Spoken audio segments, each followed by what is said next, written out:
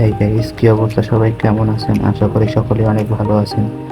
আজকে কিন্তু already update হয়ে গেছে আমাদের ই ফুটবল গেম, এবং আমাদের যে সিলেকশন কন্ট্যাক্ট যে কার্ডটি দেওয়ার কথা ছিল সেটাও কিন্তু অলরেডি চলে এসেছে। এখানে কিন্তু আমাদের দুইটি কোশ্চেন থাকে, একটা হলো আমরা কাকে নেব। এখানে কিন্তু অনেক প্লেয়ার আছে, এখানে আছে রুনি, তারপর আগুয়েরো, স্কোলেস, রাইকার্ড। তো অনেকের মনে অনেক প্রশ্ন থাকতে পারে যে কোন কার্ডটি নেওয়া ভালো হবে।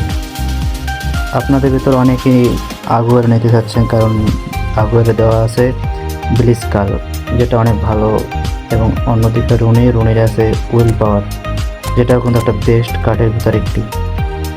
কিন্তু এখন আমরা দেখবো যে আসলে কোন কার্ডটি নিলে ভালো হবে। প্রথমত আপনাকে দেখতে হবে আপনার কোন কার্ডটি প্রয়োজন, অর্থাৎ আপনার যদি সিএফ প্রয়োজন সিএফ নেবেন, ডিফেন্সিভ মিড প্রয়োজন হলে ডিফেন্সিভ মিড নেবেন, অথবা জিকে প্রয়োজন হলে জিকে নেবেন। আমার কিন্তু প্রয়োজন আছে একটা ডিফেন্সিভ মিড, কারণ আমার ডিফেন্সিভ মিডে তেমন কোনো ভালো প্লেয়ার নেই, তো আমি এখান থেকে রাইকার্ডকে নেব। আর আপনারা চাইলে এখান থেকে আগুয়েরো, তারপর রুনি, তারপর স্কলেস, এই তিনটা বা এই রাইকার্ড, এই চারটা কার্ডের ভিতরে যে কোনো একটি কার্ড নিতে পারেন। আমার মতে এই চারটি কার্ডই বেস্ট হবে। এখন রাইকার্ডকে সাইন করে নেব, তারপর দেখবো যে রাইকার্ডের মোট রেটিং কত হয়, তার যে পাওয়ার সেটা কীভাবে বাড়ে, এবং এর ডিফেন্সিভ অ্যাগ্রেশন এগুলো কেমন হয়। অলরেডি কিন্তু আমরা রাইকার্ডকে আমাদের টিমে নিয়ে এসেছি। এখন দেখি লেভেল ট্রেনিংয়ের পর এর পাওয়ার কত হয়। এখানে রাইকার্ডকে এখন আমরা লেভেল ট্রেনিং করতে পারবো, দেখি কত হয়। আমার কাছে কিন্তু কোচ হিসেবে আছে জন প্রাইস, অনেক ভালো একজন কোচ। আপনারা যারা খেলেন তারা জানেন যে পজিশন গেমে কতটা হেল্প করে।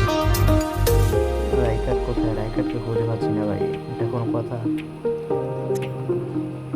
রাইকার্ড দেখে আমি ক্যাসিমের কাছে বসে তাহলে হয় 102।